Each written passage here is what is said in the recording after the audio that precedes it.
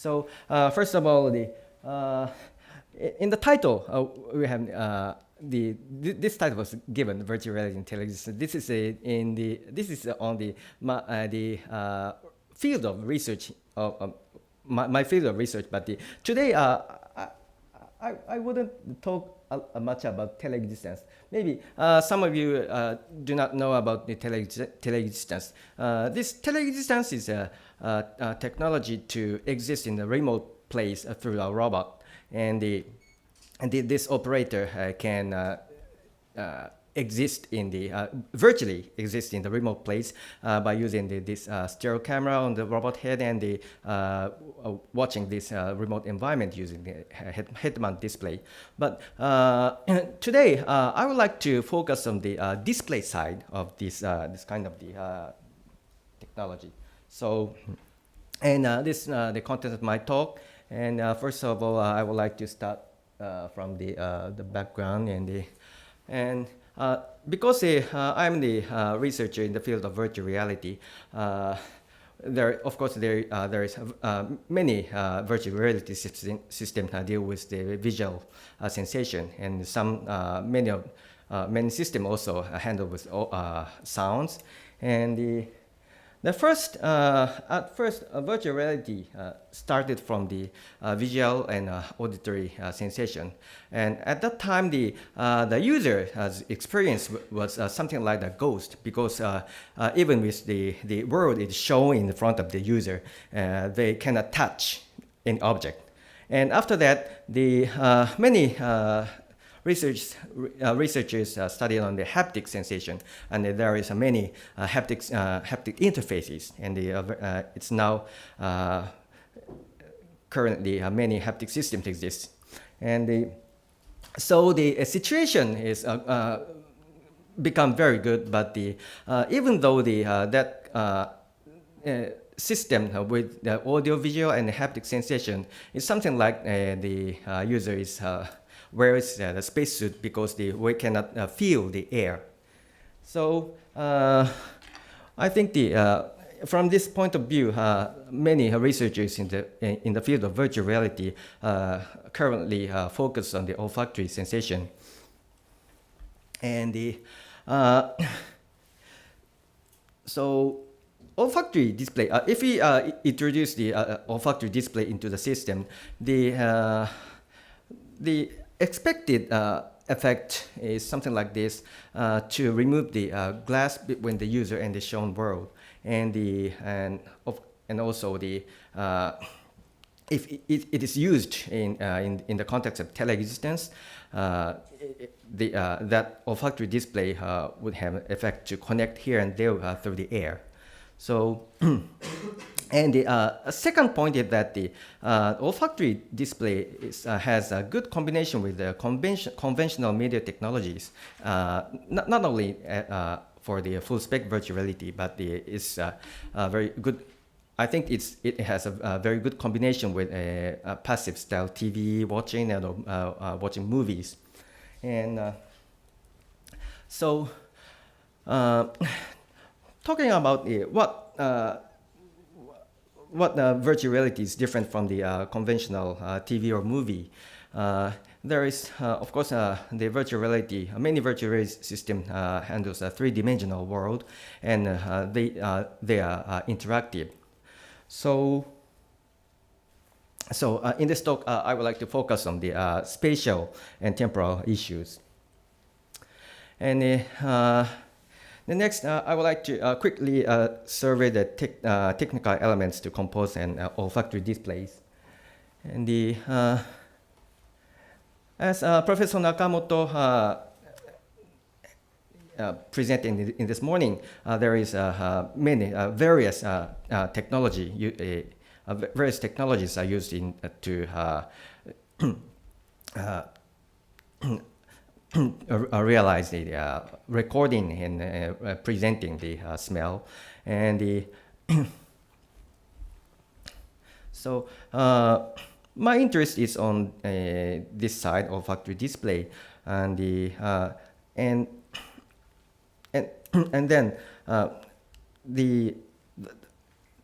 to present the smell, there is also various aspect of technology, and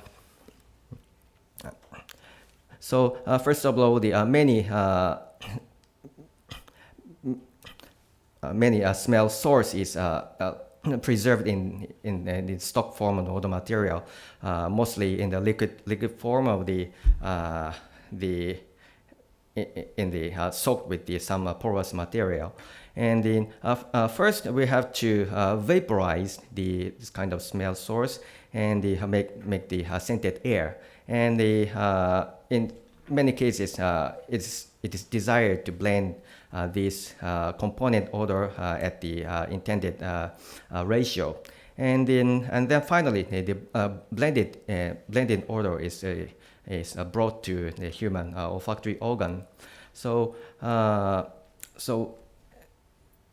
this has many technical aspects. And if you want to use the olfactory display for interactive use, there are some problems. As you know, the smell scatters into the air, and so if you just diffuse the smell into the air, it is suitable for some background information rather than interactive. So, but this is the problem. It's very difficult to display previously emitted scent. And so, so we need some spatiotemporal control if we want to use the olfactory display for interactive use. And so there are two aspects. One is a spatial localization, and another one is a temporal localization. So the problem is how to achieve these characteristics. And again, this is a very big problem. When someone wants to use the olfactory display for media technology, I think almost all people faces this problem. And the problem is how to eliminate previously emitted scents. And of course, for some chemical entities, it might be possible to destroy chemical compounds by some method, but I think this is very difficult to apply this method so that this is versatile, and so there is no magic. So one method is to use the ventilation equipment, and maybe you know some scent-emitting theaters in amusement park, like in Disney World or the Universal Studios, applies this approach, and it's very difficult to apply this kind of ventilation equipment in ordinary our home or the ordinary office. So another option is to deliver the minimum amount of scent to the nose very effectively. And if we can deliver minimum amount of scent very effectively, the concentration becomes below threshold level after it diffused in the short term. So I would like to insist that the scent delivery technique is required. And but before talking about the scent delivery technique, let me briefly review the other part of olfactory, other technology, other technologies to build in olfactory display. First of all, we have to make the scented air, and there are various techniques. For example, to make the scented air through the to have an airflow through the vessels, or and the sometimes bubbling is used, and the some system uses this kind of the airflow vessels with the gel or the porous materials. And the heating is another option, and the this is a system developed by the Dr. Kim sitting over there. And the some system uses atomization. This traditional sprayer, and also there is this kind of the diffuser uses airflow and to make the very small small droplets of the from the of the consist of the essential oil. And the other methods of atomization is like this, using the ultrasonic transducer, and usually we can find this ultrasonic transducer in the ultrasonic humidifiers, and this is the done by Dr. Nakamoto's laboratory, and it has a very good response to make the to atomize the essential oils. And finally, there is some inkjet technology can be also used.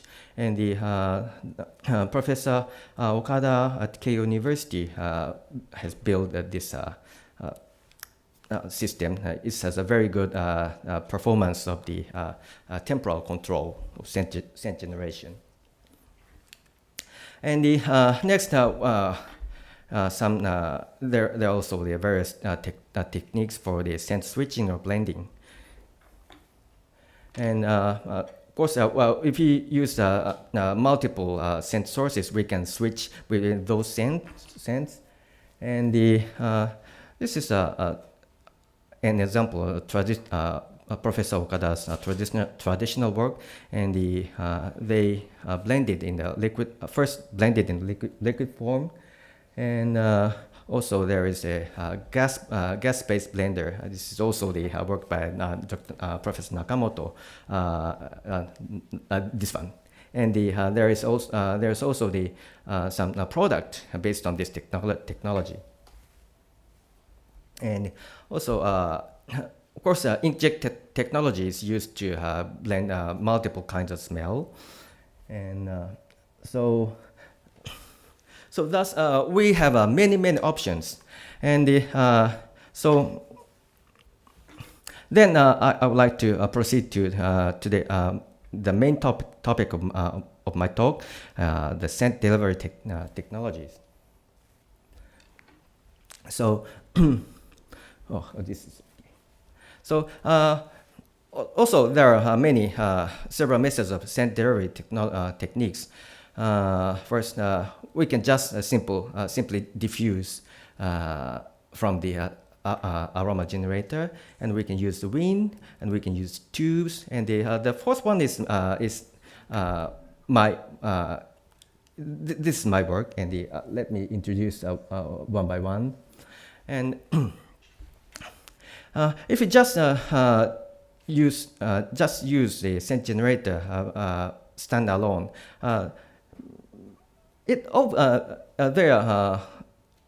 usually they usually does not have no explicit function to control scents in time and space, but it is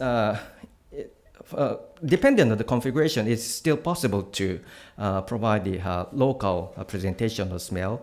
And the left one is again the work by Dr. Kim, and he used the natural ascending air convection produced by heat, and he achieved the perfect silent aroma generator. And the right one is this is a wireless small smell a smell emitter controlled by in a wireless manner. So by attaching this kind of the smell generator close to the nose, they achieve the local presentation, smell presentation without any special mechanisms. And the second method is to use the wind. These are some examples of the system that used wind for interactive interactive presentation. The upper one is this is a media art done by Usman Haq, and he used a very slow airflow at the user so that the user does not feel the wind, and this slow airflow is composed of the scented air controlled by the matrix of the scent generator, and then the user can enjoy the three-dimensional space like this. And the lower one is developed by Dr. Matsukura and Professor Ishida of Tokyo Institute of Agricultural and Technology, and they recently developed this smelling screen that uses airflow. The air comes from on the side part, and they collide at some part of the near the screen, and then the airflow comes to the user. They achieve the position control of the smell, wind and the smell source. And the next method is to use the tubes, and this is for the desktop environment. And again, this is the work by Professor Nakamoto and as introduced this morning.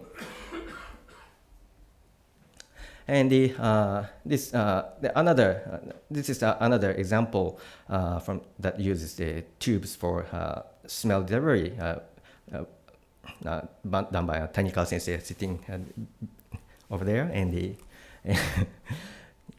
he achieved the position-dependent smell control using this kind of the very compact smell generator. And this is another example in the Nara Institute of the Nara Advanced Nara Advanced Institute of Science and Technology, and this is arm-mounted display. And the ultimate form of the wearable olfactory display is direct injection. And this is work done by Yamada-san and Tanika Sensei. And they use the on-demand inkjet head to wear directly on the nose. So if we use this kind of the olfactory scent generator, it's not, we do not need to deliver scent. And finally, let me introduce our contribution. We introduced the mechanism using the vortex ring to deliver scent. And the yes. So maybe some of you know our work, and the basic concept is to we do not want to require the user to wear some device, and still we want to achieve the localized scent presentation. And the principle is very simple. Just this, you know, just this. Very simple.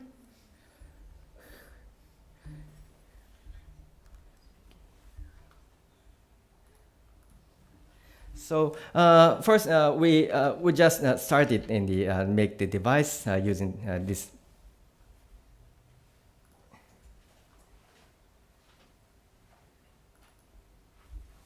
So the first. Okay, because the vortex ring reaches the user's nose directly, and it has has a size only like this. So we have to aim at the nose. And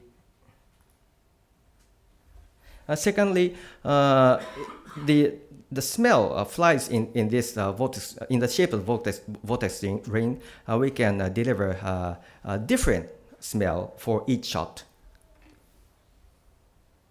Okay.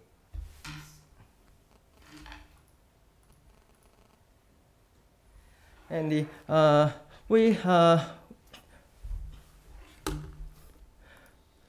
so so recently we are working on this aspect, and so first of all we want to apply this technique to walking user to provide the smell independently to the walking user. And first we have to make the system that can control the direction quickly, and maybe this one is better.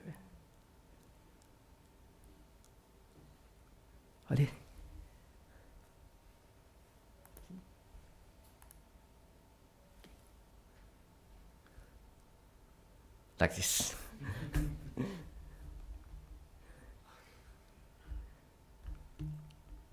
So you can see the smell comes to this user only. And the second example of application is that to deliver the smell so that the driver can keep awaking. And so if we just diffuse the smell into the car, cockpit of the car, then the other passengers also smell this. But this kind of the smell is needed only for the driver. I think this. If we this is some example in the experiment, and if we provide the smell continuously, then that effect does not continue long. But if we give the smell discretely, then the effect can continue for longer duration. And this is another one, is to make the system compact, and we made this prototype is flat than the previous one.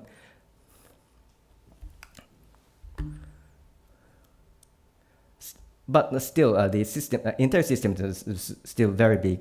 So this is our future work, and next, we try to make these vortices collide to make the spot of the scented air in a free space.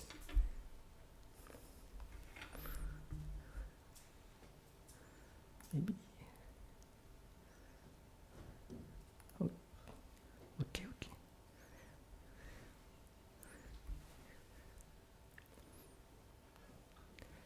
If we precisely control the shooting timing, then we can make the two vortices to collide in the intended place. This is another option, and we applied to this method to presenting the smell to the walking user, and this is the result.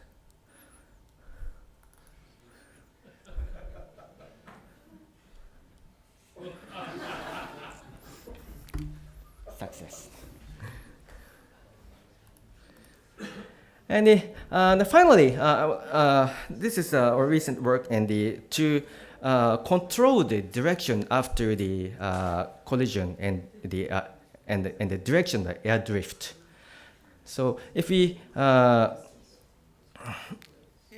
use the voltages with different speed, then this is symmetric axis, and this is the faster vortex. So the air drift after the collision moves to the faster direction.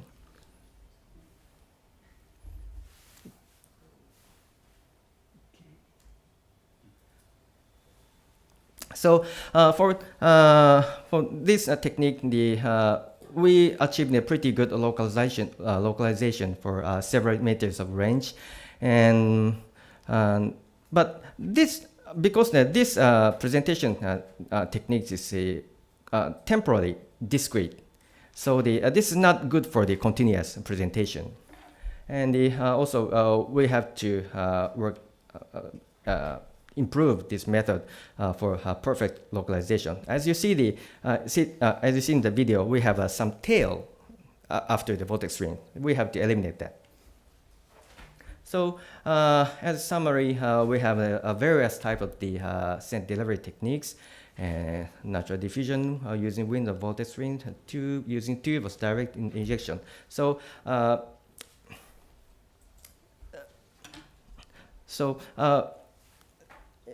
as a summary of this talk, I would like to